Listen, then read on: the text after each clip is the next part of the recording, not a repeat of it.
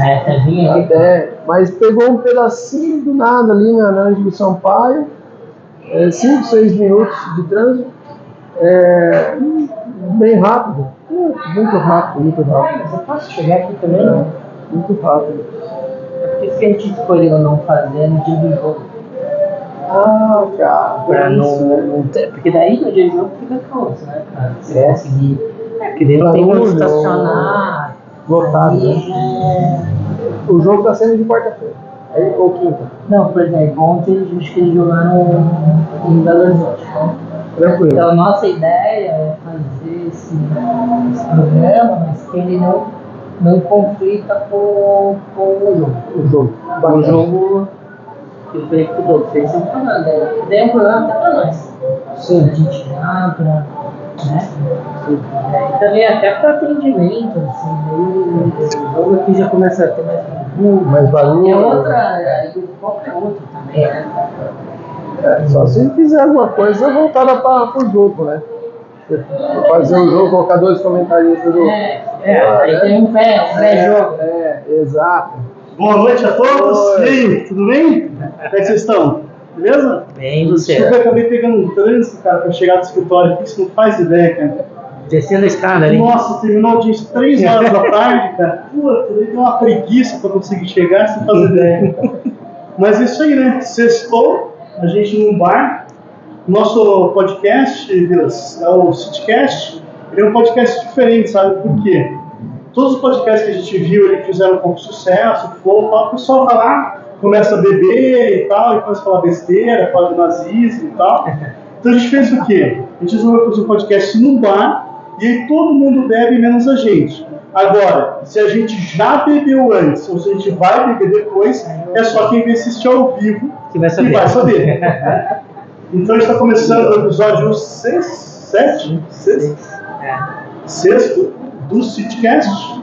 Só vou ajustar aqui meu notebook. E qual que é a ideia hoje?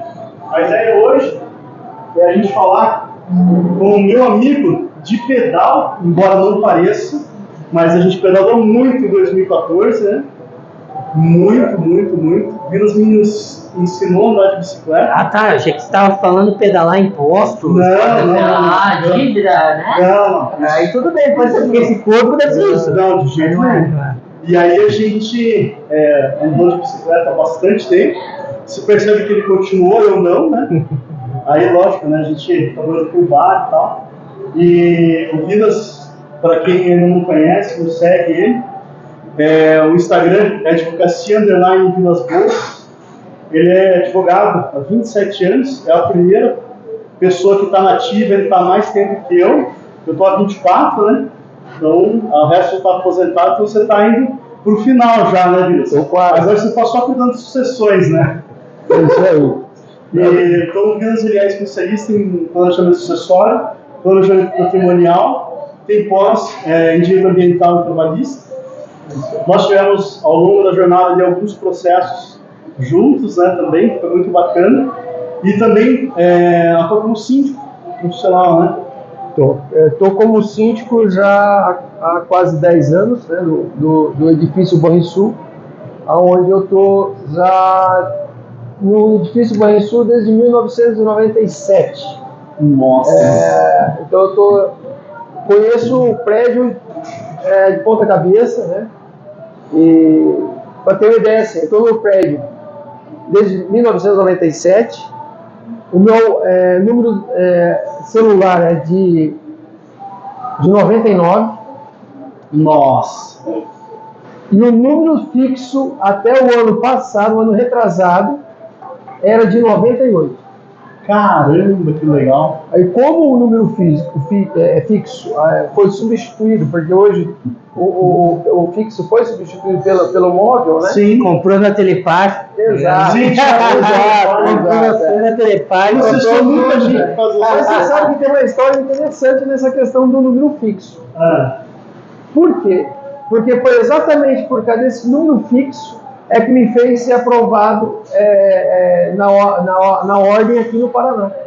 Porque minha ordem é do Paraná, minha prova é do Paraná. Embora eu tenha estudado no estado de São Paulo, sim, né, e sou paulista, não sou paulistano, sou paulista, do interior de São Paulo, mas a minha ordem é do Paraná, a minha prova foi aqui no Paraná. E aí, como tinha que demonstrar 2 anos de residência, eu consegui demonstrar com o telefone, as contas telefônicas de 24 meses, mês a mês. Tem que mostrar. Exatamente, foi onde ele falou, não, pode ser, vamos aceitar a aprovação dele. Quer dizer, estava aprovado em notas, mas faltava o requisito residência. Sim. Entende? Em 27 anos o comportamento mudou, né? Acho que ninguém tem mais telefone fixo quase, né? Cara? Exatamente. E sabendo dessa situação que eu passei, esse apertão para ser aprovado na ordem, a minha irmã, antes de se formar, 2 anos antes de se formar, falou, olha, vamos fazer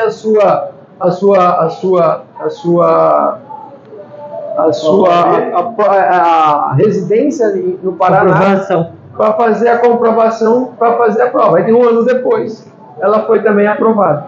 Que legal. Então, a gente está aqui no nosso escritório de advocacia, né, fazendo um podcast, e desde o primeiro episódio a ideia era quero fazer advogado, coisas de direito.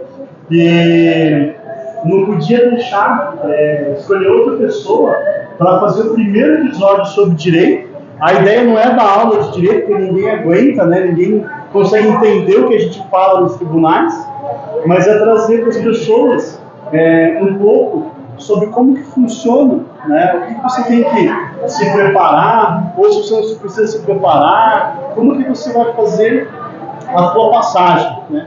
Porque a única certeza que a gente tem é que um dia a gente vai morrer, infelizmente, né? Exato. E como que você entrou nessa área de sucessões? É assim, Douglas, eu sempre gostei muito dessa área, mesmo na faculdade. Então, em direito civil, praticamente nessa área de reintegração de posse, manutenção de posse, na época era tudo judicializado, né? Sim. Então nós fomos condicionados a judicializar. Nós não fomos condicionados ao extrajudicial. Então, acordo? Não, judicialização. Dentro bota. Judicialização. Nós fomos condicionados a isso. Então essa matéria, ela sempre foi muito, não vou dizer facilitada para mim, mas como eu gostava, tanto é que eu fico horas e horas e horas e horas estudando e pesquisando e eu não sinto cansaço. É engraçado isso quando você faz quando gosta. Lógico. Porque diz assim, quando você faz quando gosta, você não trabalha, você faz por hobby. Sim. Né? Então é exatamente isso.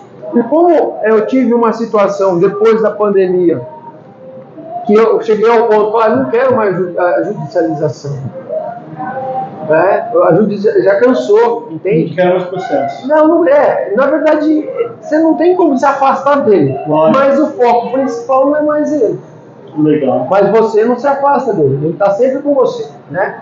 Até porque não tem como você separar o advogado, só vou fazer a extrajudicial, não vou, porque o extrajudicial às vezes caminha para o judicial, porque às vezes você precisa do judicial para completar o seu extrajudicial, exatamente. Vou dar um exemplo, só para dar um exemplo. O banco, tem um banco, não vou falar o nome para não complicar. Não quer falar verdade. Não quer se comprometer, né? Você tem que se comprometer. Fala ou não fala? Não. Fala ou não fala? Se tiver no Google, fala.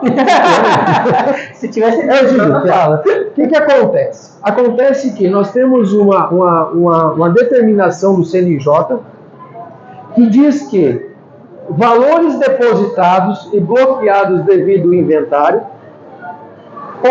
devem, uma vez nomeado o inventariante, devem servir para pagar os emolumentos e os impostos. Mas tem um banco que não quer aceitar isso. Não quer aceitar isso. Bancão ou banquinho? Bancão. Não quer aceitar isso. Embora já existe um comunicado da FEBRABAN dizendo o seguinte, Bancos respeitam A resolução. a resolução. É a resolução 435 do CNJ. Respeita a resolução. Mas, por algumas ignorâncias internas, qual que é a orientação? Quando você chega com o inventário para pagar? Tem que fazer judicial o alvará. Mas como o alvará? Vou dar um exemplo. No estado de São Paulo, você tem, e aí hoje também fiquei sabendo que em Minas, no estado de São Paulo você tem 60 dias, ou melhor, esses 60 dias é para você entrar com a ação, abrir o inventário. O inventário, não. Eu vou explicar essa situação que a gente confunde mesmo. Você tem 60 dias para abrir o inventário. Ou melhor, você tem até 60 dias para emitir o ITCMD do inventário. Porque você tem 5% de desconto lá no estado de São Paulo. Caramba, que legal. E a coisa melhor, Minas Gerais 15%. Nossa. Aí o banco diz para você, fala, não, eu não libero, só com alvará judicial. Você não consegue pagar. Não, bem na verdade, por isso que eu estou dizendo para você. Então você entra com essa judicial, ele te caminha para o judicial. E o que é que ele gera com essa negativa que eu vejo? Ele gera perdas e danos. Lógico. Então, só retomar para o pessoal que está assistindo a gente, para entender. Quando você tem um inventário, você pode fazer essa judicial, que é a condição que não tem testamento, apesar que agora, para falar mesmo com o testamento, você pode fazer no extra, né? Então, se você não tem nenhum incapaz ou menor e você quer fazer essa judicial, você poderia ir até o cartório, abrir um inventário, o cartório faz a certidão de inventariante, você vai no banco e pede para fazer o pagamento dos emolumentos, para fazer aquelas despesas para o inventário. Então, isso está nos assuntos do CNJ. Se você tiver problema, você pode procurar um advogado para resolver. Se o teu advogado estiver meio manco lá e falar, não tem o que fazer, troca o advogado, passa o vídeo para ele assistir. É isso aí. Então, o que acontece? Então, vamos lá. Abertura de inventário é diferente da abertura de sucessão. Exato. Entende? São duas coisas distintas. A abertura da sucessão acontece no momento do óbito. Houve o óbito, houve a abertura da sucessão. Houve a abertura da sucessão. A abertura de inventário é quando você consegue reunir, porque quando você vai para o extrajudicial, e qual que é a diferença do extrajudicial para o judicial? Quando você vai para o extrajudicial, você já leva toda a documentação pronta, bens, já está nomeado o inventariante, as partes já estão de acordo com a partilha, já sabe quais são as dívidas, né? Porque qual é a parte interessante de saber quais são as dívidas? Porque você precisa descontar do montante maior a dívida para você pagar menos imposto. Você vai pagar imposto sobre a dívida. Entendeu? Então, o extrajudicial acontece dessa forma. Qual que é a diferença do judicial? O judicial você não precisa ter documentos. Você precisa simplesmente da certidão de óbito e a petição para o juiz, informando que está sendo aberto o inventário daquela pessoa. E naquele ato você também pode nomear uma pessoa como inventariante. O juiz vai despachar e vai pedir para assinar o termo de inventariante. Qual que é a morosidade do inventário judicial e extrajudicial? É que depois começa a abrir os prazos para primeiras declarações. Então você faz um rol de tudo, dos bens. Pede para intimar determinado herdeiro. Sai a citação. Pede para o herdeiro se manifestar. Ou seja, essa é a grande morosidade do judicial. Sim. O extrajudicial, que se deu em 2017, 2015, se eu não estou enganado, ele veio com essa situação de agilidade, até para tirar do judiciário né? Uma coisa que está ali acordada. E o cartório tem poderes para isso, porque o cartório, na verdade, os tabeliões de notas, né?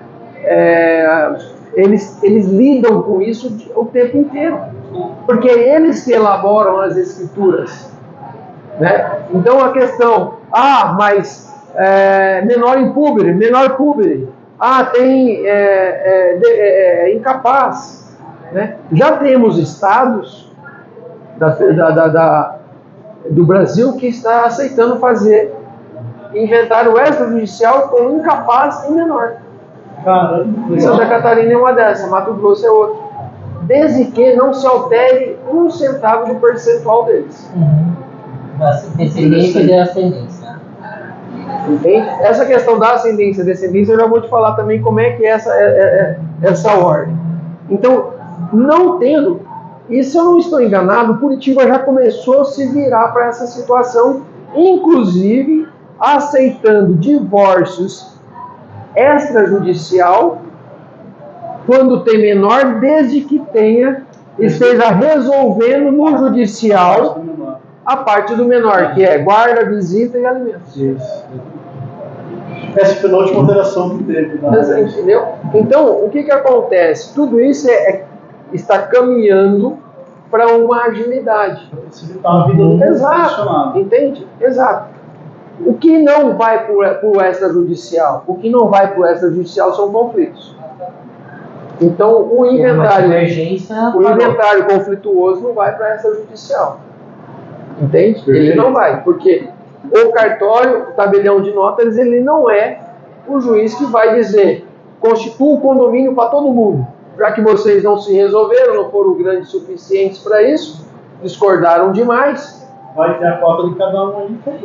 E aí a sucessão patrimonial, ainda em vida, ela vem também para resolver esse tipo de conflito, né? Porque, por exemplo, quando você faz isso em vida, você até pode nos dizer assim, quais ferramentas de uma sucessão patrimonial existem, né? Mas o ideal de fazer uma sucessão é que você consegue fazer esse planejamento em vida para evitar os conflitos de uma cunhada, de um cunhado, de um genro, né? Exato. Esse é um problema. O que a gente precisa entender nessa situação? Primeiro de tudo, nós precisamos entender também a questão do regime de casamento. Então, antes da gente entrar nessa questão da sucessão, o qual a gente já deu a largada inicial, é entender o regime de casamento. Então, nós temos, e eu digo assim, nós somos muito ignorantes com a questão do regime de casamento, o que pode e o que não pode. Então, nós conhecemos universal de bens, que a gente olha para os nossos pais e diz: ele é universal de bens. Continue. Não vai se alterar, tá? Aí, a nossa ECA já é parcial de bens. Mas nós temos separação convencional, separação total, e nós temos a participação final dos aquestos. Esse daqui é o abacaxi, que eu particularmente nunca vi. Eu fiz uma palestra na Semana da Mulher, aqui no escritório, né? No Dia da Mulher a gente fez uma semana inteira de eventos. E aí eu fui falar sobre essa parte do casamento, divórcio,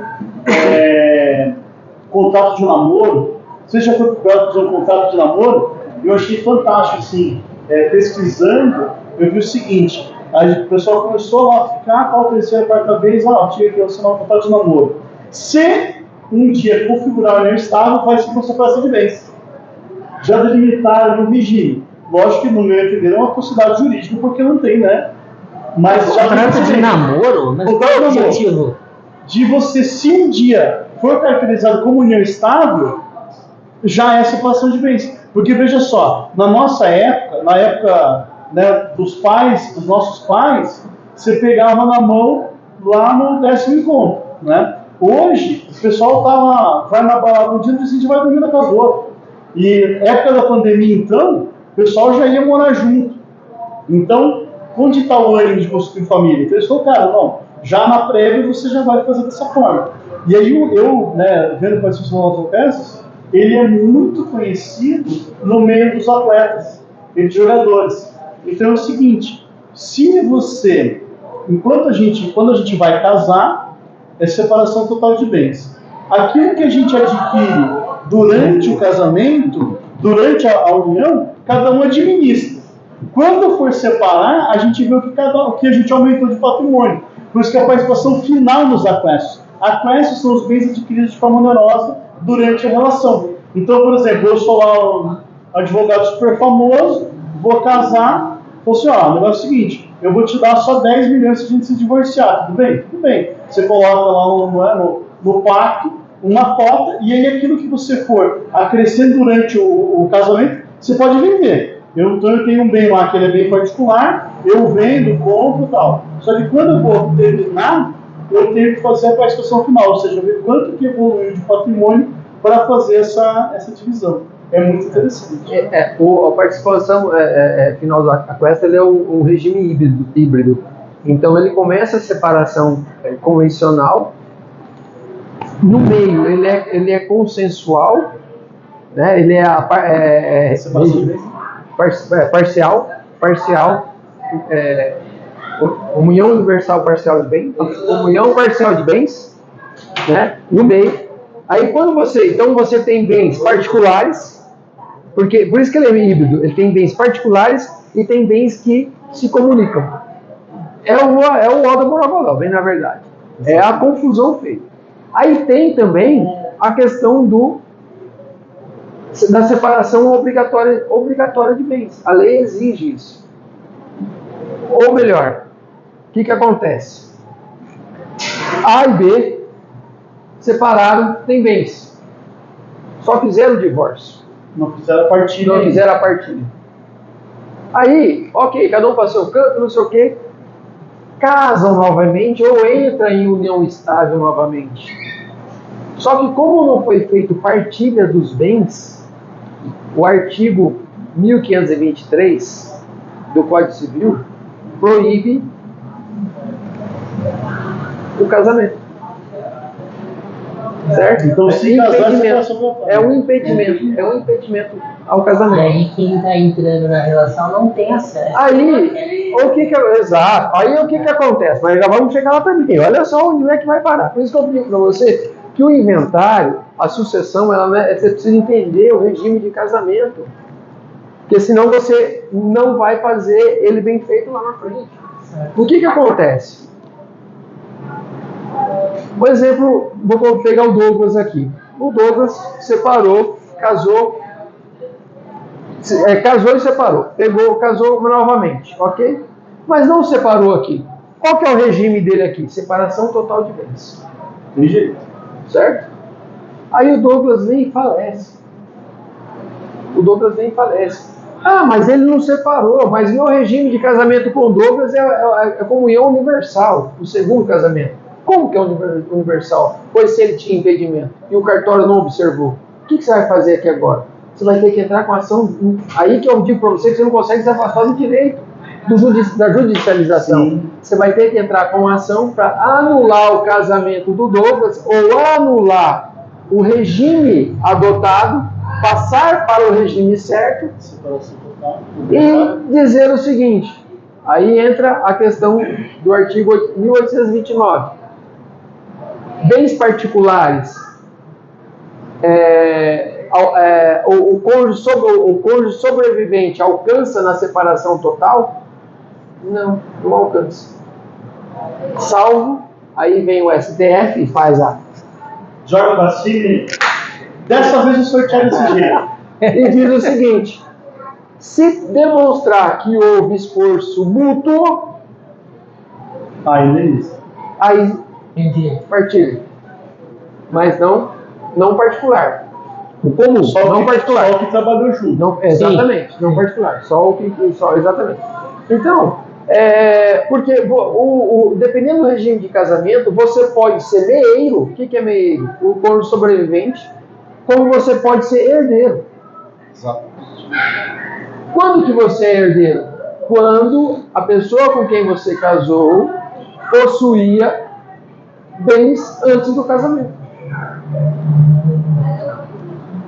Aonde? E aí você quer deixar complexo? Vamos matar vamos matar o pessoal hoje. Aí, sabe o que você faz? Esse bem que você tinha antes, você recebeu por doação dos seus pais. E eles colocaram lá uma cláusula de incomunicabilidade. Muito bem. E aí muitos advogados não observam isso.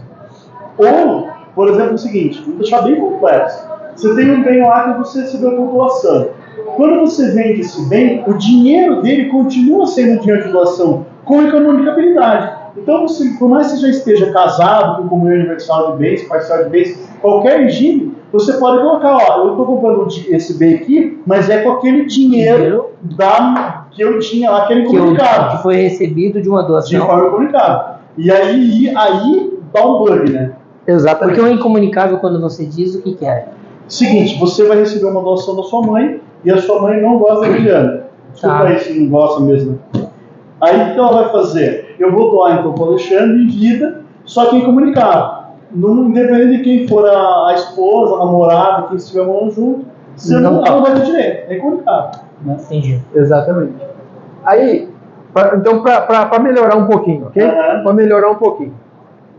Regime universal de bens. O regime de comunhão universal de bens, a gente já está começando a adotar ele como o regime trágico.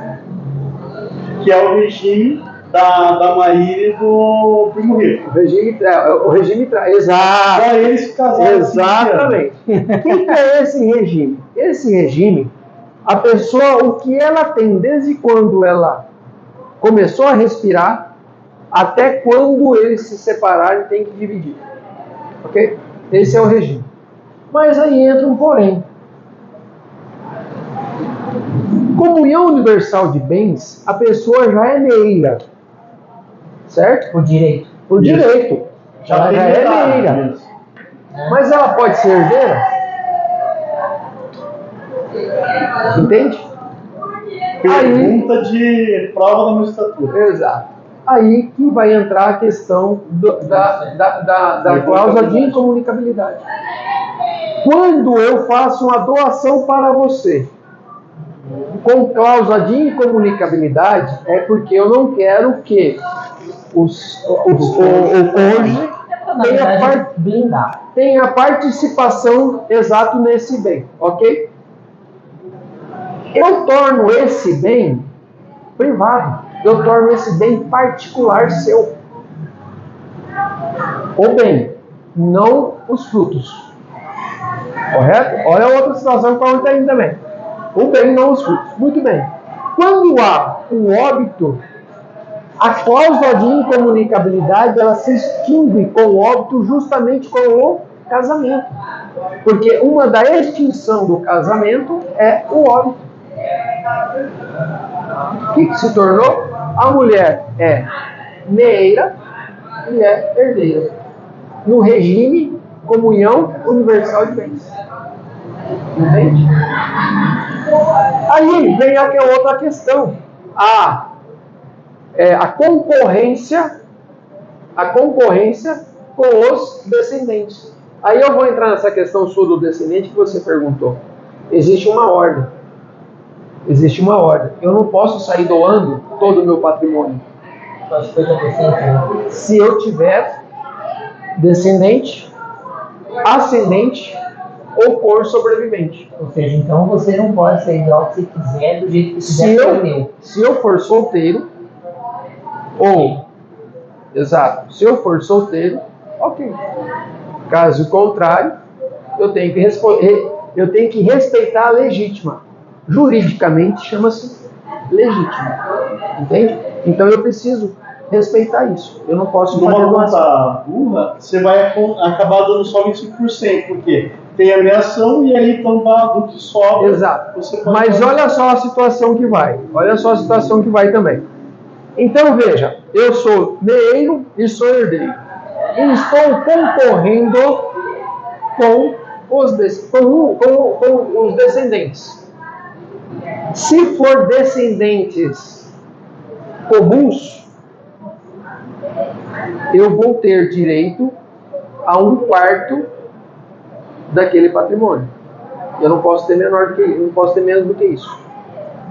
Se eu dividir, se tiver só um, certo? Se tiver só um, eu vou ficar com 50% e ele com 50%. Se tiver dois, 33%, 33%. Se tiver 3, eu vou ficar com 25%.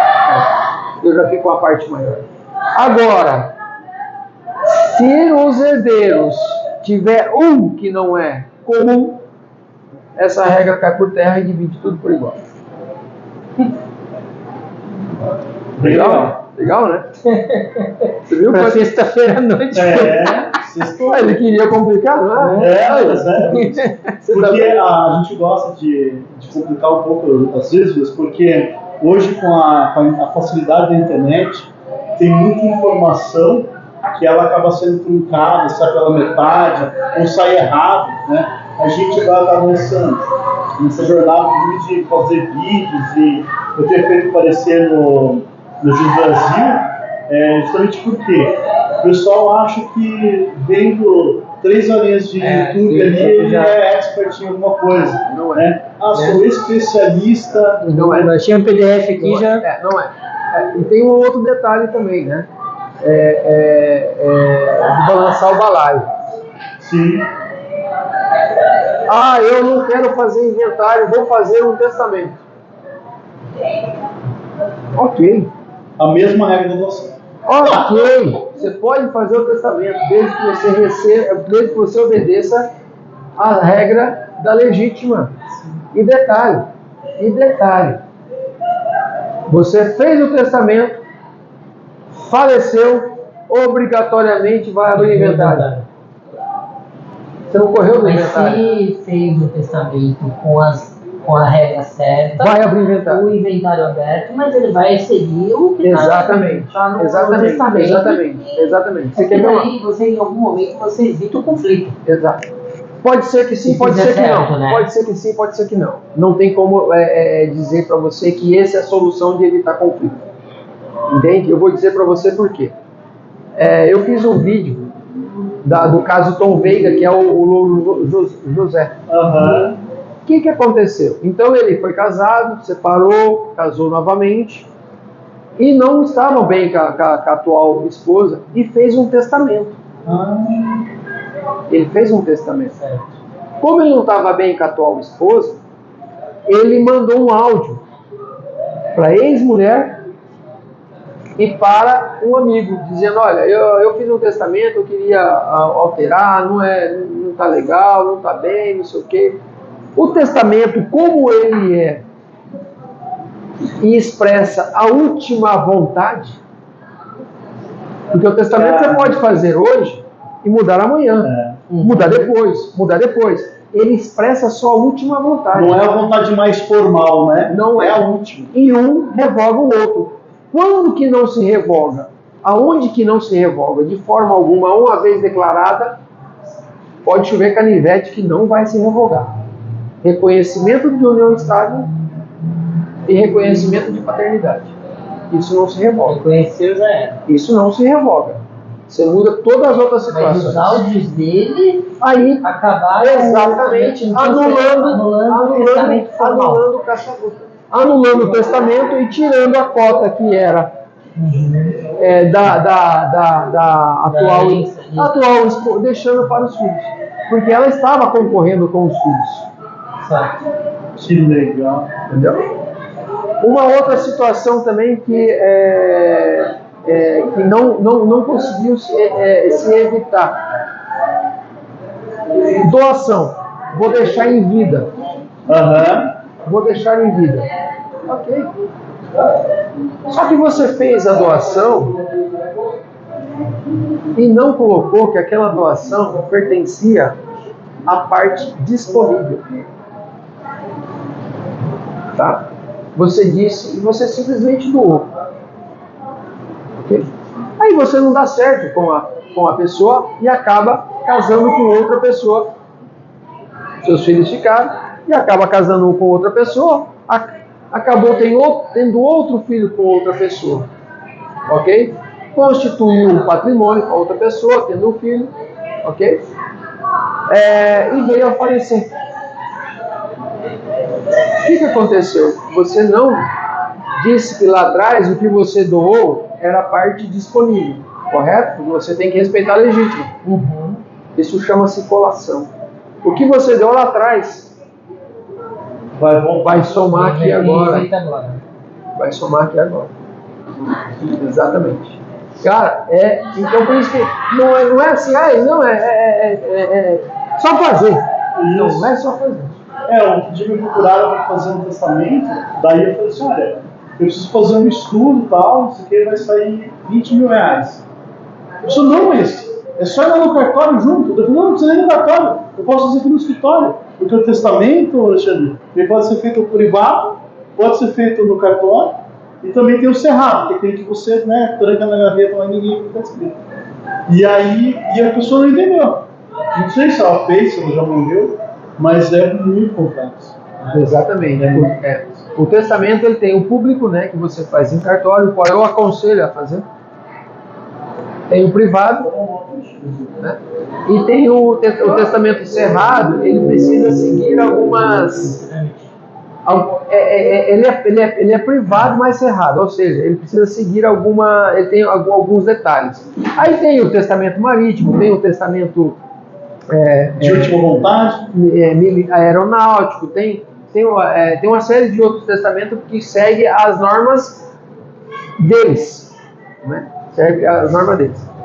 Então, o testamento, fazendo o testamento, que também não é a solução para, vamos dizer, a sucessão do planejamento sucessório.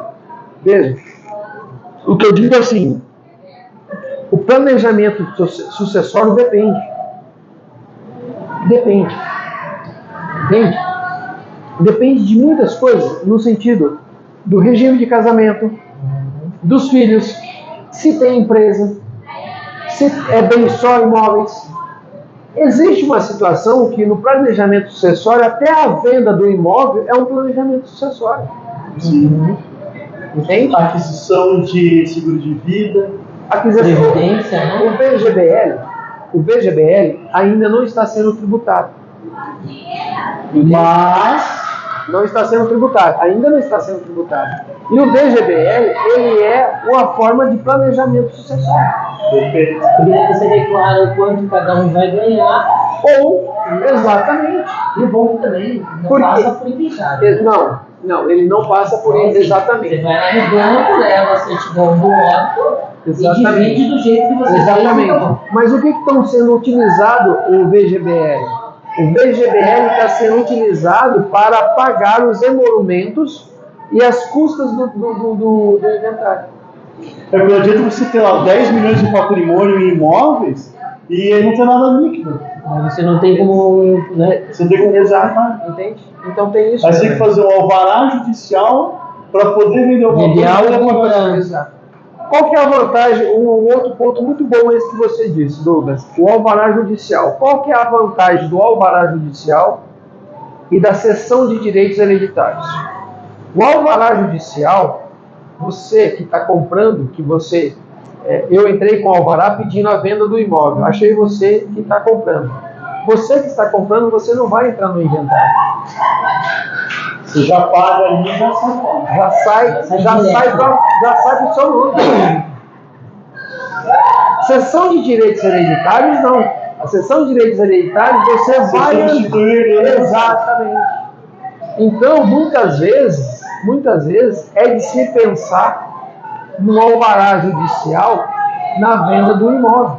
Porque o alvará judicial, Alexandre, você faz assim, você pode achar o comprador, só que você vai pedir para o juiz também fazer a avaliação. Então, o oficial de justiça, hoje quem faz a avaliação aqui em Curitiba, ele fala, beleza, esse imóvel aqui vale esses 500 mil, então pode fazer essa venda direta aqui, tá tudo certo. Só que você acaba levando uns 6 meses. Agora o inventário não tem nada. Você pode dar com o inventário hoje e levar 10 anos. Né? Então ele acha lá, está fazendo, o cedido entrou no inventário, está lá usando o imóvel, dispondo dele, mas ele não pode comercializar. E aí alguém, em um determinado momento, faz a cessão de propriedade pós-mortem, reconhecimento hoje de socioafetividade pós-mortem, e aí vai se habilitar no inventário e não concorda com essa venda.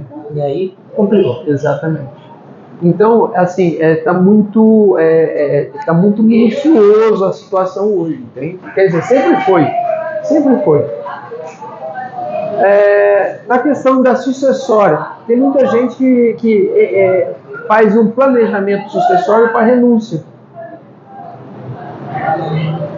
Somos 3 irmãos, nenhum de nós queremos o patrimônio dos nossos pais. Nós vamos deixar para os nossos filhos. Ok? Eu tenho 2, você tem 3, o Douglas tem 4, por exemplo.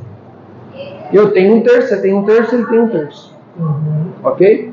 Vamos fazer o seguinte, está combinado, vamos renunciar. Quando nós 3 renunciamos, desce para os netos. Só que não desce com a nossa proporção, desce para a proporção igual. Igual.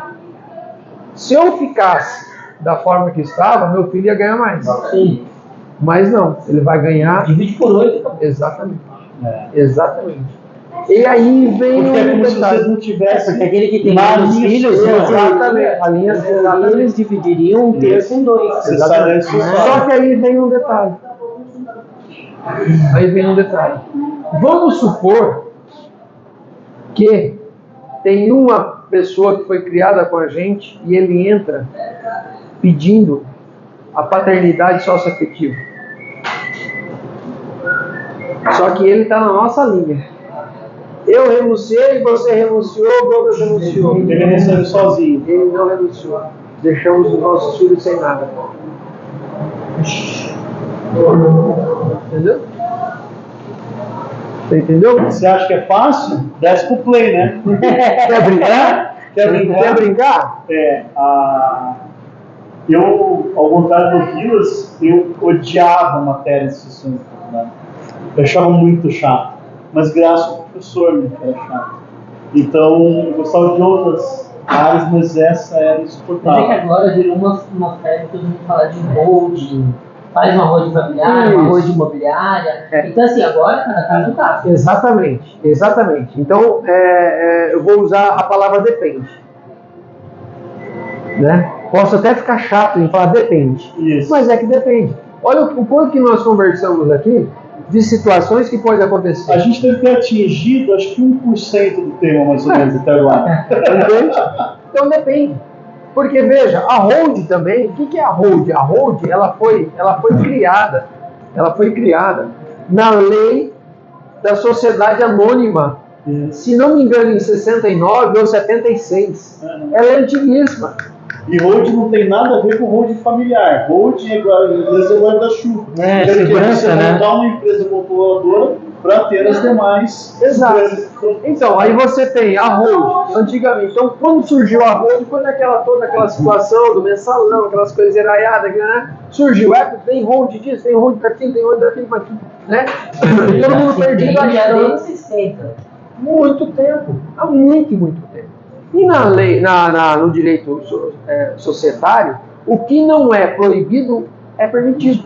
Sim. Porque lá tem que ser expresso. Isso é proibido. Isso. O que foi omisso é permitido. Entende? É permitido. Bom, aí veio a questão da hold. Hold, o povo está achando que hold é a solução. E não é a solução também. Porque depende de uma análise. Depende se a pessoa que quer fazer a hold, ela tem a conduta de empresário, porque a hold nada mais é que um CNPJ, é uma empresa. Entende? Então você vai ter que constituir os atos societários. Quem é o sócio? Vai ser sócio individual? Que hoje você pode ter a limitada individual. Está limitado no pessoal. Tudo pessoal, justamente. E descrever qual é o objetivo, se você vai subscrever o patrimônio que vai incorporar. E você precisa fazer isso daí. Porque se você não fizer isso,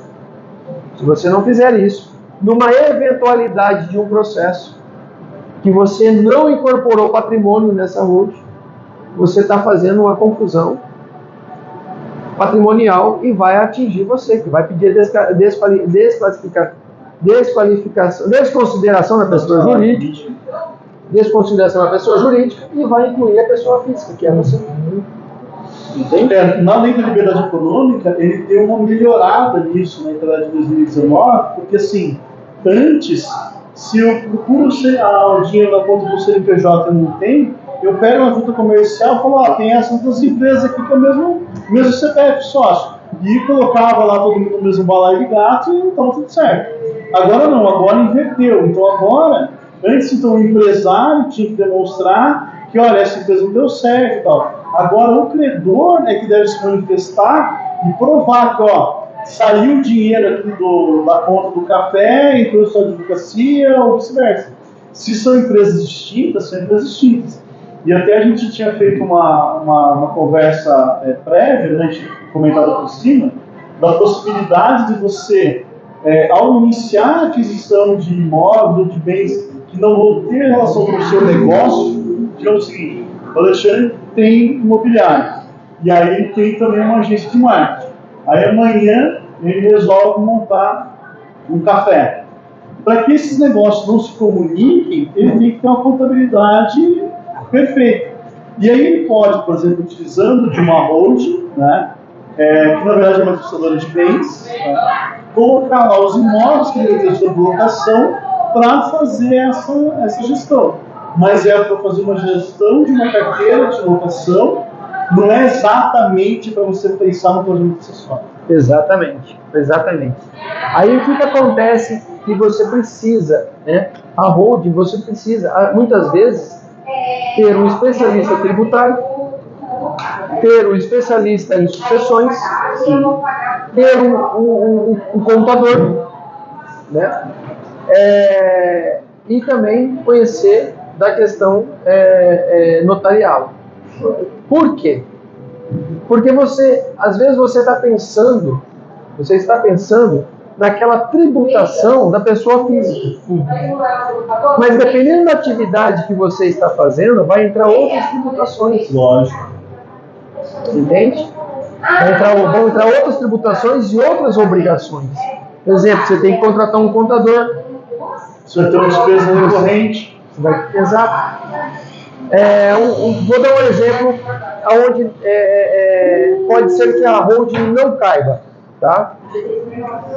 Imagina que a pessoa está aposentada, recebendo o seu salário de aposentadoria, mas os seus bens atingem aquele patamar onde ele vai pagar 27,5% todo mês. Ah, meu Deus, vou fazer uma holding, vou fazer uma solução, a holding. Muito bem. Ele descobre que ele tem uma enfermidade, e essa enfermidade traz a ele a isenção do imposto de renda. Perfeito. Traz a ele a isenção do imposto de renda, ou seja, daqueles recebimentos que ele tem, tirando os aluguéis, tá? Tirando essas outras rendas, aqueles recebimentos que ele tem, ou seja, já está isento. Aqueles outros que ele recebe, ele entra na faixa de novo, que ele paga a menor alíquota. Por que ele vai criar holding? Não é a finalidade. Exatamente. Agora, se ele for pensar numa situação, olha só que interessante que eu, conversando essa semana, eu achei fantástico. Eu tenho um patrimônio de uns 10 milhões. Tá? Esse patrimônio ele gera muito empresta só para passar a dinheiro bem. Mas olha só a situação. Em que eu crio um CNPJ para esse patrimônio. Ok? Crio um CNPJ para esse patrimônio. E um belo dia eu digo o seguinte: eu vou vender esse patrimônio. A empresa está limpa, bonitinha, tranquilinha, arrumadinha. Acha um comprador. Olha, eu tenho patrimônio, só que ele está incorporado no CNPJ. Se você se incomoda, senão vai ter que tirar do CNPJ, desincorporar e tal, não sei o que, fazer o trâmite inverso. A pessoa fala: não, eu estou acostumado com o CNPJ. Ele vai simplesmente faz a transferência do CNPJ, ele não mexe em matrícula, porque não mexeu em propriedade. Exatamente. Ele vai pagar os emolumentos, os impostos, que é do ITBI, da compra da empresa, mas ele não vai mexer com propriedade, não vai mexer com matrícula. O imóvel continua. Por isso que aquela situação, quando você vai fazer uma hold e você está pronto, é isso mesmo, ok. O próprio contrato social, quando a incorporação do patrimônio no contrato social, ele tem que ser literalmente a matrícula do imóvel.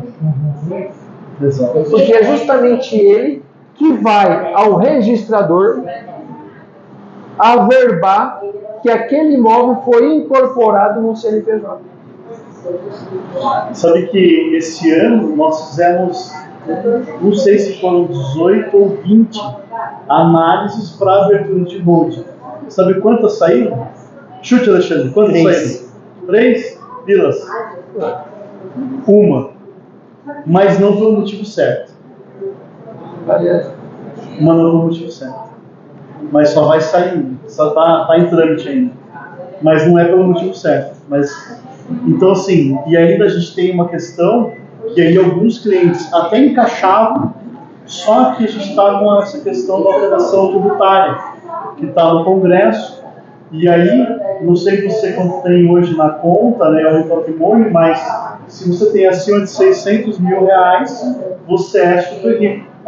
Então, vai entrar todo mundo como super rico. Então, se você tem uma holding lá, no Brasil não tem muito, mas nos Estados Unidos tem holding de uma casa, né? O cara tem uma casa lá, faz 100 anos que a casa lá naquela holding, e vai passando de geração e fica lá a casa.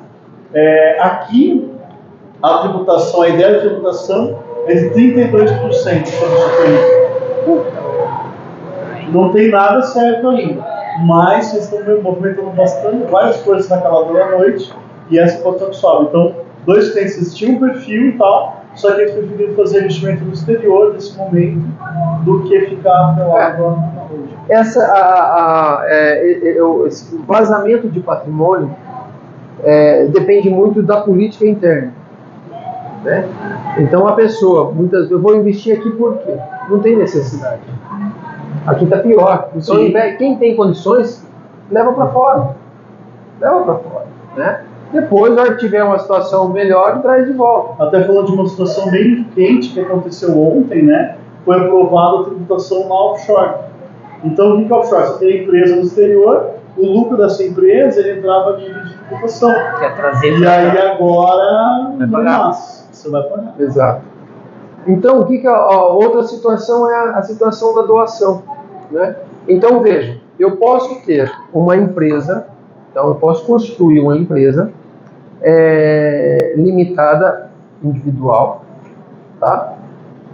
E constituo o contrato social dela, faço a incorporação do patrimônio e depois eu faço uma alteração contratual, trazendo meus filhos como cotistas. Só que aí você faz a doação das cotas, né? Exatamente, a doação das cotas. Você vai pagar 4 exatamente isso. Só que as cotas podem valer 10 mil reais. Exatamente. E ter 100 milhões de patrimônio. Você entende? Então eu posso fazer isso. Aí vai dizer o seguinte, mas eu sou encantado com aquele filho. E ele está querendo o patrimônio, porque ele já se viu isso. E tem muito disso. A gente não viu, mas tem muito disso. Lógico. Né?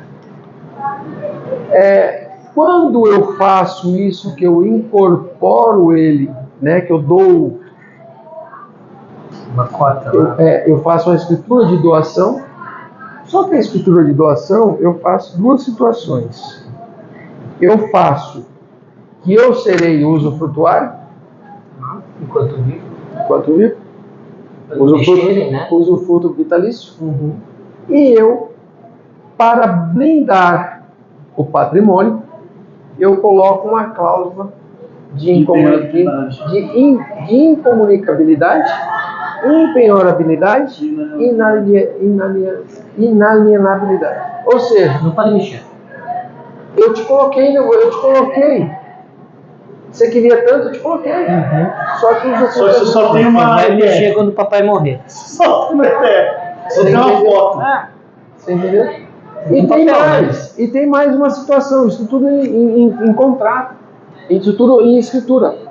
Vilas, como que funciona, por exemplo, assim, eu vou lá e, né, sou teu filho, você fez a doação para mim. Porque na lei, ela tem aquela situação de você revogar. Como é que funciona a revogação da doação? É o seguinte, veja só, eu posso colocar também uma cláusula de reversibilidade.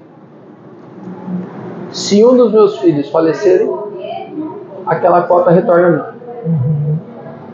Eu tenho isso também. Não é dividido entre os outros. Exatamente, eu tenho isso também. Existe doação, supostamente, ela é irrevogável. Só Mas- gratidão, né? Mas tem a possibilidade jurídica de você anular a doação, né? Não me recordo o artigo 540, 500 alguma coisa, que é da ingratidão do Ou quando você mata o pai também, né? Que é o caso da Slavona Stoffen, né? Ela não recebeu herança porque ela matou o pai. Olha que interessante o caso que você acabou de falar. O filho dela, ela foi declarada Ingrato. indigna. Indigna. Justo, né? Ela foi declarada indigna. Justo, né? Ela foi declarada indigna. Olha a situação. Ela foi declarada indigna. Mas Só que a indignidade não alcança o filho. O filho vai vir cuidado pra receber. puxar a pensão, puxar a cota que pertencia o filho dela. Vai substituir. O que não vem? A renúncia. Se renunciar, já era. A renúncia não vem. E quando você tem, por exemplo, essa questão da ingratidão, é interessante porque o prazo é curtíssimo. Se o filho comete a ingratidão, a prescrição é de 1 ano. Então, sei lá, tem a situação lá que a mãe doou pro filho. Aí o filho foi lá, brigou alguma coisa. Aí anos depois, eu vou revogar então. Já não pode mais, por quê? Só tem um ano. Exatamente. Então o que acontece também, Alexandre? Só para a título de conhecimento nessa situação, tudo é inventário, tudo está voltado para essa situação patrimonial e sucessória. Imagina que faleceu, vou assumir, abriu a sucessão, ok, vou abrir inventário. Para você abrir inventário extrajudicial, antes de qualquer coisa, você precisa fazer a busca de testamento. O extrajudicial te obriga a isso. O judicial vai te obrigar também depois, mas não é exatamente. E lá no testamento, o seu pai diz o seguinte: eu quero deserdar o Alexandre. A minha vontade é deserdar o Alexandre. Por isso. Ele tem que explicar. Vai explicar. Vai ter que fazer aí. O testamento vai para o judiciário para validar essa vontade. E aí você, achando que você já ia fazer parte dessa situação, Meu Deus. aí você começa uma briga para anular essa cláusula testamentária que te deixa fora da herança. Exato. Mas aí vem outro pulinho do gato. Para você entrar com essa nulidade, ou seja, para você se defender, você precisa trazer ou conseguir uma medida cautelar que te reserve a cota que lhe cabe ao inventário. Senão eles fazem sucessão e aí, se você ganhar lá na frente, você vai receber o que tiver. Aí, Se tiver. Entende? Isso acontece também para reconhecimento de paternidade e reconhecimento conjugal. Por isso que eu tenho dito nas lives que legalizem, não fica com união estável e irregular. Legalizem. Vila, você sabe o que aconteceu? A gente está com uma demanda que ela aconteceu a seguinte coisa. A pessoa descobriu que tinha uma doença terminal no domingo e na sexta-feira seguinte ele morreu. Eles foram até um advogado e queriam, de certa forma, garantir a blindagem patrimonial. E aí o que eles fizeram? Eles fizeram o reconhecimento de união estável com separação total de bens, porque o marido que iria falecer, ele tinha alguns problemas, só que ele também tinha uma filha afetiva. Ele casou quando a criança tinha 3 meses. E a criança viveu com ele todo. E tanto que na hora daquela semana da morte lá, a filha que levou para lá e para baixo, e ele tem 2 filhas legítimas, né, do primeiro casamento e tal, que herdaram o patrimônio dela, e aí a filha que ficou com ele dentro da empresa, ela era funcionária da empresa. Ela não fez. Se o advogado na época tivesse conhecimento, tivesse visto a live, ele faria o quê? Um reconhecimento socioafetivo judicial. Porque agora a gente está com um processo que não vai demorar uma vida. Eu vou precisar ouvir as irmãs, se as irmãs se brigaram, vão falar que não. Então, assim, criou toda uma celeuma e eles tiveram a oportunidade de ir a cartório e fazer. Né? Então, hoje, o reconhecimento de socioafetividade, a gente tem vários escritórios, a coisa está muito em voga. E ele é o quê? É para aquela situação em que você tem está no segundo relacionamento e está criando um filho como o seu, que é, né? Hoje ele pensa que é. Então o instrumento para você fazer isso é o reconhecimento socioafetivo. Exatamente. Mas para se resguardar, quando você entra com isso judicialmente, você precisa pedir que resguarde a sua cota. Então tem que olhar cada caso, porque, pode puxar um fiozinho lá que vai trazer. Eu falei para você que a situação vai embora. Sabe qual é a piada mais engraçada que tem? Doutor, você pode ir no cartório assinar o inventário, já está tudo pronto, é só ir lá assinar. Eu já fui umas 10 vezes. Nunca saí com o negócio assinado. Porque aí você tem que fazer. Você até vai assina, tem que fazer depois uma retificação de um divórcio para trás que não teve partilha de bens, o nome que não estava de casado, que tem que arrumar. Isso daí é rotineiro. Não sei qual a razão ou motivo, né, dos cartórios nesse ponto, mas ligações de dizer, olha, é só para assinar. Não é bem assim, né? Porque aqui na questão da sucessão, então a gente já falou de holding, que é um instrumento, nós falamos aqui de testamento, certo? Doação, né? O que mais que a gente tem? O que mais que a gente pode, em termos de instrumentos, para a gente... Veja, a sucessão ou o planejamento sucessório, ele pode ser a venda do imóvel, ele pode ser aplicações na VGBL, ele pode ser até a questão de investimento em bitcoins, né? Está em alta, se é ou não é, enfim, se vai dar ou não vai dar, mas está aí. Então, quando você vai fazer todas essas questões, você precisa também saber, existe, um exemplo, colecionadores. Tem caras que colecionam fortunas. E ninguém dá ideia para isso. Moedas, dinheiro, coisinhas. Fundos de investimento. A gente quer fazer uma holding para administrar um fundo de investimento que a gente criou aqui. A gente fez aqui uma cotização. E a gente aplicou esse num fundo de multimercado, por exemplo. É possível. É possível. Mas tem que analisar, obviamente, a questão da... É possível. Porque a holding ela pode ser mista como ela pode ser pura. Qual que é a diferença? Ela é administradora de bens e direitos, né? Quando você fala bens e direitos, toda essa situação. E ela pode ser ter incorporações de patrimônio. Quando ela é só administradora, ela é pura, ela é só administradora. E ela, quando eu tenho um imóvel, eu tenho que pagar, aqui no Paraná, se paga ITCMD. Está pagando ITCMD. Então, não poderia, né? Exato. A Constituição Federal, né? Permite a isenção. Exatamente. A Constituição Federal e o Código Tributário Nacional descreve a isenção.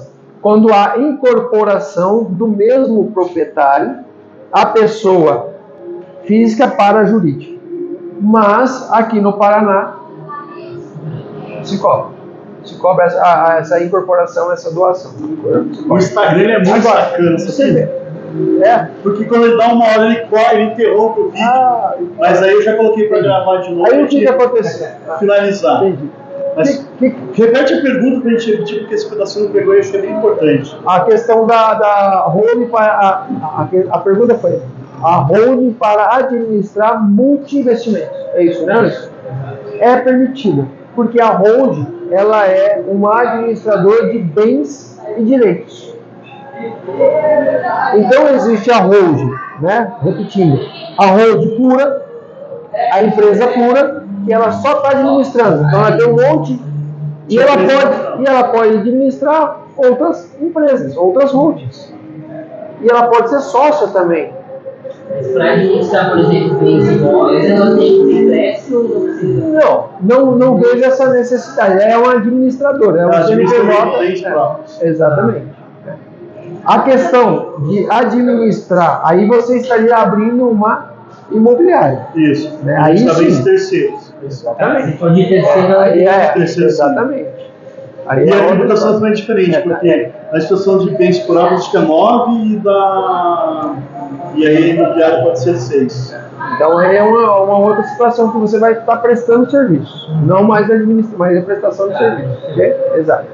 É o CNIS, né? Aí você vai depender, a sua tributação vai depender do CNIS. Ok? Sim. Bom, então veja, você, Alexandre, pode ser pessoa física sócio de uma holding em contrato social. É uma pessoa física, ou melhor, é uma pessoa jurídica. Então a pessoa jurídica ela tem formas, direitos e deveres, entende? Aí no importante há prós e contras. Assim, meio que talvez até prós, eu tenho alguma, não é isenção, mas eu tenho uma faixa de alíquota de imposto menor, que é pessoa física. Exato. Em teoria eu não deveria pagar a transmissão do bem. Exato. Então, seria possível isso, né? Exato. E quando que ele é um pênalti fazer a holding? Por exemplo, eu sou um investidor que investe em imóveis. Quero fazer aqui uma especulação. Abro uma holding, compro 2, 3 imóveis à planta e daqui a um mês eu vendo. Vale a pena? Vale desde que você saiba a legislação tributária do local que você está investindo. Vou te dizer o porquê. No estado de São Paulo, o percentual é menor. Entende? No Mato Grosso do Sul, o percentual é maior. Em Minas Gerais, o percentual fica no meio. Só que em Minas Gerais tem alguns benefícios. Então você precisa saber aonde que você está. Tem que calcular antes de fazer a operação. Exato. Quando fala assim que depende de fazer um levantamento, um planejamento tributário, mas aqui, é justamente. Você está falando daquele ganho de capital, da compra do menor para o maior valor. Não estou falando só nisso. Não estou falando só nisso. Porque veja, o ganho de capital é uma situação. Mas eu estou dizendo o seguinte: vamos supor que você é um investidor, cria holds e vende holds. Existe esse comércio. Lógico. Ou seja, eu crio empresa, coloco os imóveis lá embaixo, carteira de locação e vendo. Incorporo e vendo. Entende? Esse é um outro negócio. Aí eu pego um estado que ele tributa tudo. que vai acontecer? Ele vai me travar na venda. Por quê? Porque além de pagar a empresa, vai ter que pagar imposto. Sim. Vai tributar em cima do capital. Exato. Da soma dos valores dos imóveis. Exato. É o que está declarado na sua. Embora se fala em patrimônio histórico, em declaração de avaliação de patrimônio histórico. Mas, avaliação não, em patrimônio histórico. Valor de patrimônio histórico. Mas aqui no Paraná, consultando hoje, a Cefa, né, a Cefa está fazendo avaliação particulares. Ela faz a avaliação. Está fazendo as particulares. E determina o quanto. Vai dizer, olha, o valor declarado está muito defasado. Essa daqui a tributação é outra. Não vai aceitar o valor declarado de negócio. Exatamente. Ele vai fazer uma avaliação para validar o que está fazendo. Exatamente. Então você não vai conseguir mais vender para mim. Você entendeu? Então veja, quando fala que tudo depende, é porque depende mesmo. Você tem que saber onde é que você está investindo. Sim. A ideia hoje do podcast, acho que era fazer o quê? Fazer o pessoal que está achando que está sabendo sobre os seus sonhos, descobrir que não sabe nada. Tá bem, não é que é complexo, é que dá trabalho com isso. Não faz 10 dias que você começou a olhar isso, né? Mas então, agora eu vendo como corretor de imóveis. Se agora eu tiver um investidor, eu vou ter que vir fazer uma reunião aqui em cima. Sim, entendi. Entendeu? E chama o contador, nós vamos ter que fazer uma reunião a 3 para saber se faz sentido para o investidor fazer um movimento de carteira, porque tem muito investidor, e aí eu nem sei se eles entendem que eles são investidores, mas assim, tem muita gente cobrando o aluguel no dinheirinho, entendeu? Indo lá, porta em porta, paga no Pix. O Pix vai ficar registrado, cara, num patamar que a Receita Federal vai te pegar. Ela tá sabendo. Ela vai pegar.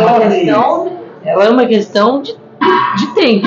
Então, assim, aquele cara, aquele cliente, ou aquela pessoa física que está fazendo uma administração solitária dos seus imóveis próprios, pegando em recursos de espécie e tal, tá com dias contados, né? Na verdade, a tendência da Receita, a tendência da malha é fechar isso. Essa é a tendência, essa é a vontade do governo sempre foi, né? Lógico que se você tem um bom planejamento,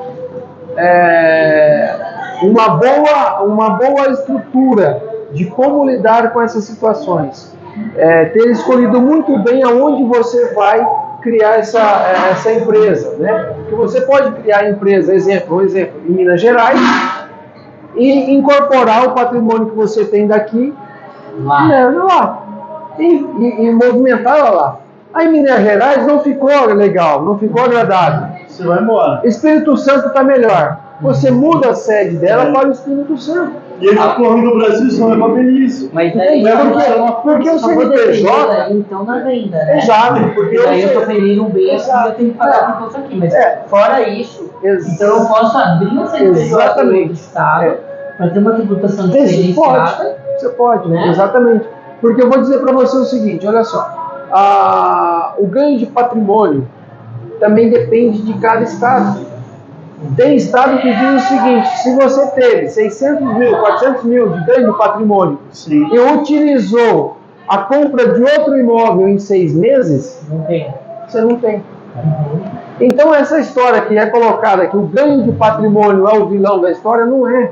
Basta saber como você vai utilizar e saber utilizar. E também tem aquelas artifícios, né, de você ir gastando em reforma, nos anos, você vai aumentando gradualmente o valor de patrimônio. Exatamente. Você pode fazer. Então, você veja a responsabilidade do corretor de imóveis, Douglas. Quando você fala, estou vendendo para o investidor, ela transpassa muito você está contando piada para o investidor. Apenas a questão de fazer um negócio ali. Se o investidor não tiver ciência do impacto que isso dá. Exatamente. E na verdade é o seguinte,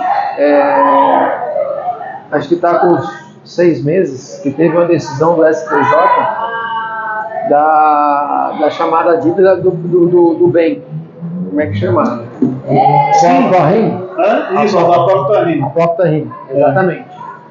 Então teve uma decisão agora que dívidas anteriores, de proprietários anteriores, que não foram pagas lá atrás, podem ser cobradas, se não tiverem prescritas, podem ser cobradas, porque a dívida acompanha, não é o proprietário, acompanha o imóvel. Ou seja, vou ter que ficar e aí Se ele viu do imóvel, toda vez que eu vou negociar. É fazer a due diligência, né? E aí Essa é a situação. E sabe qual é a sacanagem disso, Vinícius? Às vezes você pega lá uma dívida de uma construtora de 1.900 e bolinha, e aí tá lá judicializado, e em algum momento eles fizeram, porque se você faz venda sucessiva, por exemplo assim, qual que é a prescrição do IPTU? São 10 anos. Então, normalmente quando você vai fazer a due diligence, você faz o quê? Você olha a matrícula, você não avança 10 anos. Você olha os últimos 10 anos, vê todos os CPF, os CNPJs envolvidos, e faz uma análise ali, tira todas as certidões e tal. Mas e se tiver uma dívida lá para trás que está ajuizada, você não viu? Eu não tenho como saber. Nada, você não tem como saber. Exato. Puta, Por isso, a minha sorte é que eu tenho escritório É por isso. e todas as vezes que eu vou vender imóvel, a gente olha isso. Não, mas tem que olhar, cara. Tem que consultar o advogado, não só eu, né? Não é. Eu acho que é Recomendação que todo corretor de imóveis ou o melhor próprio proprietário, advogado. o próprio proprietário e o... Então, ele vem antes da minha esposa. Ó. Entendeu? Por quê? Porque tem que ter, né? exato. Existe a due diligência. Então você contrata o escritório, ou contrata um despachante, por exemplo, né? E para fazer essas buscas, vai ficar cara, né? O que pode ser feito? Pode ser feito o seguinte, uma negociação.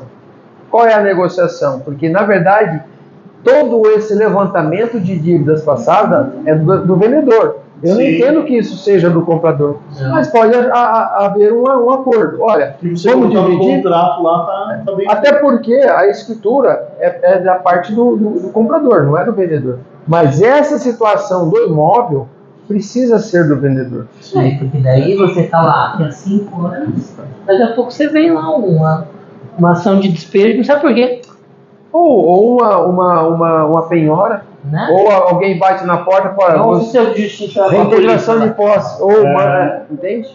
Reintegra, mas como do quê? Como exato. assim? Entende?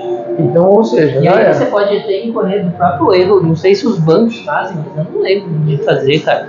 O quê? De ficar fazendo rastreio de dívidas do imóvel passado. Não. Ah, O artigo 1º da cláusula de todos os bancos é o seguinte: se não for registrado um imóvel em até 90 dias, 120, 180, depende do banco, ele desfaz o negócio sem uso do banco. E você que se ferra. É que, na verdade, quando vai para financiamento bancário, né? Em teoria, Eles já fazem, né? Eles fazem essa. Não estou Não estão fazendo isso. mais? Então o que Você aconteceu? tem agora, Mudou. você assina um formulário que você abre mão das Você se certidões. responsabiliza. Eles mudaram entendeu? infelizmente. Antes o banco era responsável. Então, assim, por Agora isso que eu não. falei para os clientes, falei, cara, independente do financiamento permitir isso, você abrir mão das CNDs, tanto de comprador de vendedor, eu tiro. Porque algumas CNDs são todas gratuitas, você tira na internet. Por quê, cara? Porque depois o BO vem. É um pulinante, você arremessa de volta. Bom, é verdade. As situações a responsabilidade dos corretores hoje, eu particularmente vejo que está muito grande. Aumentou muito do que era. Sim, sim. E tem aqueles. Os negócios estão mais complexos. Exato. E tem os corretores sérios, né? Que você, inclusive, eles têm clientes antiguíssimos, porque é o cara que acha o bem correto. E tem os caras que enfiam qualquer coisa. Não dá. Assim, essa é uma profissão que ela é uma profissão que se modifica muito.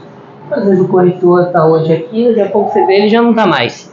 Entende? Então assim, aí bota o cara para calça branca para tocar um negócio. Entende? Então assim, às vezes o que falta é conhecimento mesmo, não é nem má vontade. Mas você sabe que, vou fazer uma propaganda aqui, eu fiz uma live no PS São Paulo sobre a responsabilidade do corretor de imóveis. E a gente, normalmente a live vai dando 45 minutos, nossa levou mais de 1h10, acho que 1h08. E o tema, assim, é muito importante, sabe? O corretor tem que ficar O que tá tendo na arena hoje aqui? Eu não sei, mas eu acho dessa responsabilidade, sim. Inclusive, eu já fiz defesa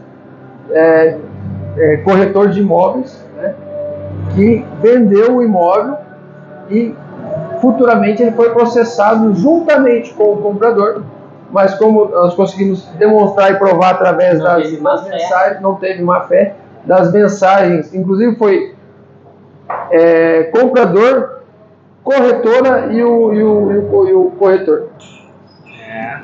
Entende? Aí nós conseguimos a improcedência do processo. Era até um processo federal que envolvia a Caixa Econômica, houve sucumbência e tudo mais. Mas por isso que eu falo, existe e precisa ter esse conhecimento. Até na questão tributária, o que vai ser tributado. Sim. Né?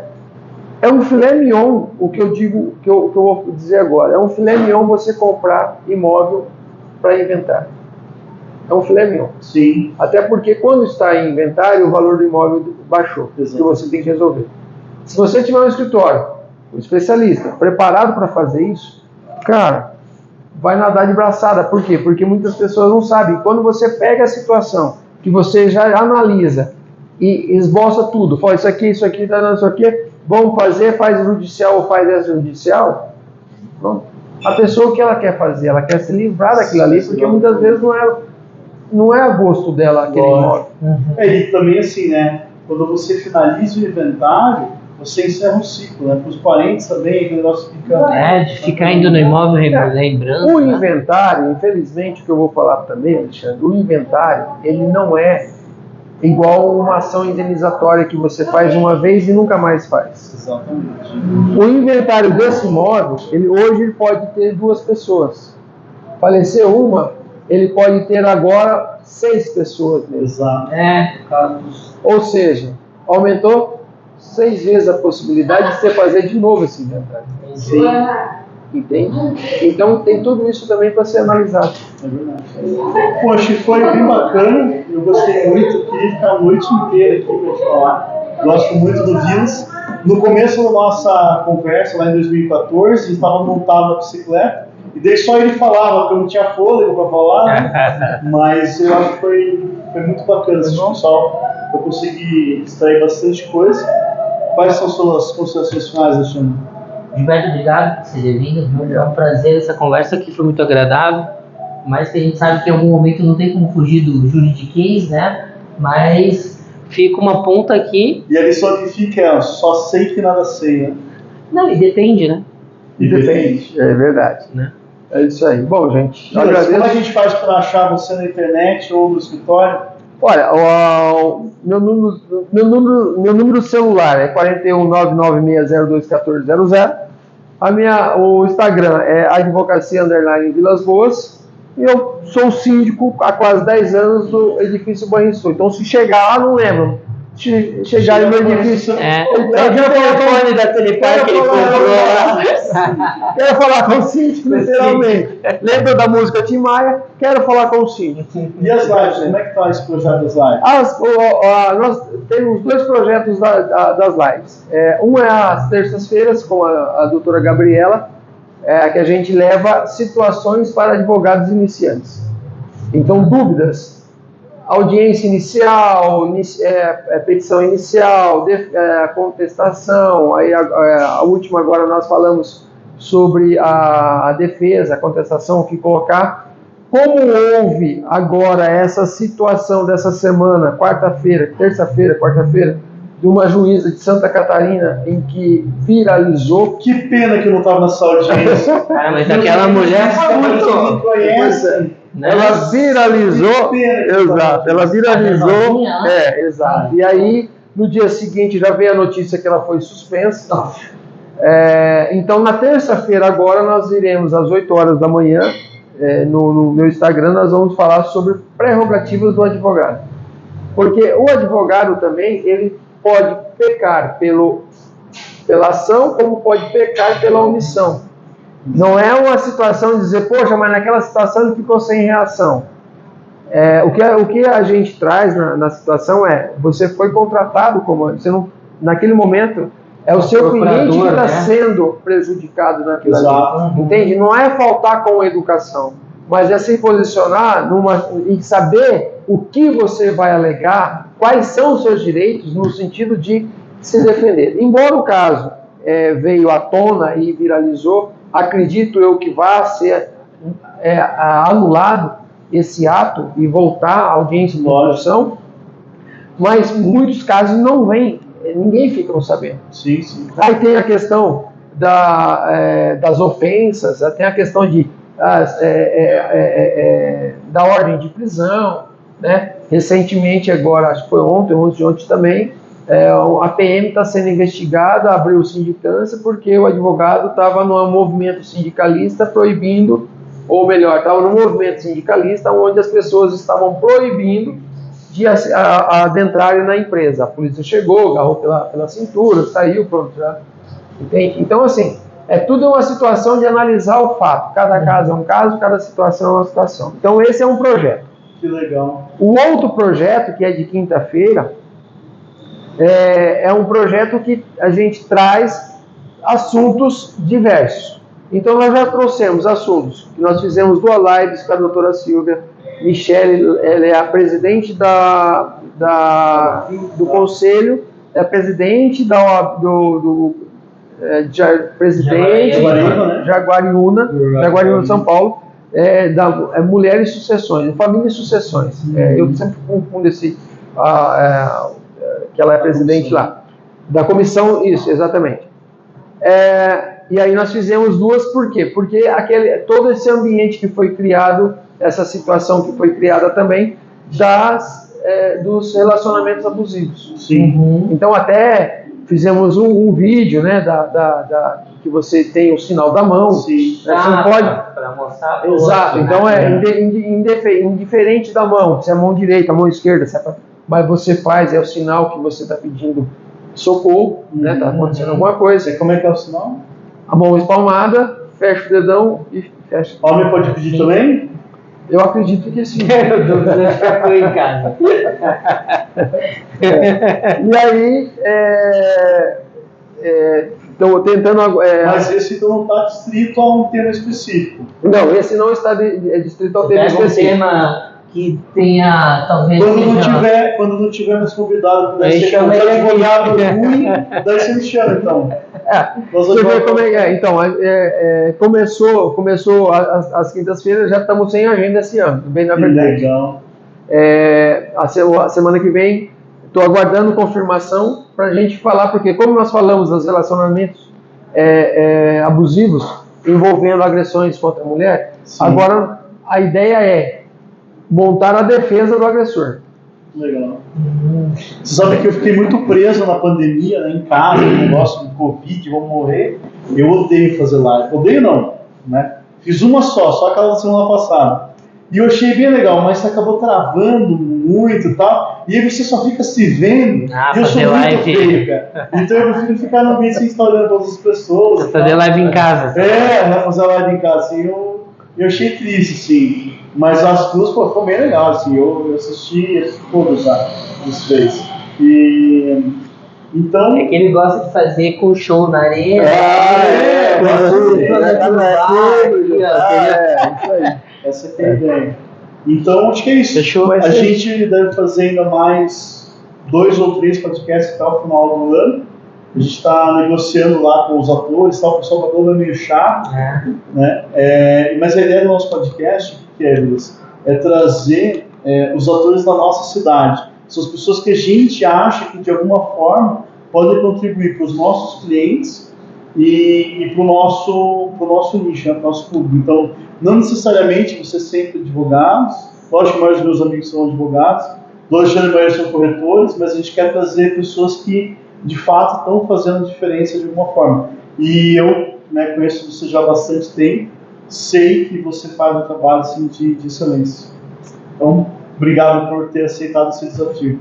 Obrigado, pessoal. Valeu. Tchau, tchau. Eu que agradeço. Tudo de bom para vocês e boa noite. No Instagram ficou em 2 etapas, mas no YouTube amanhã vai estar 100% em 4K. Maravilha. Valeu. Valeu. É isso aí. Desliga os outros lá. Os...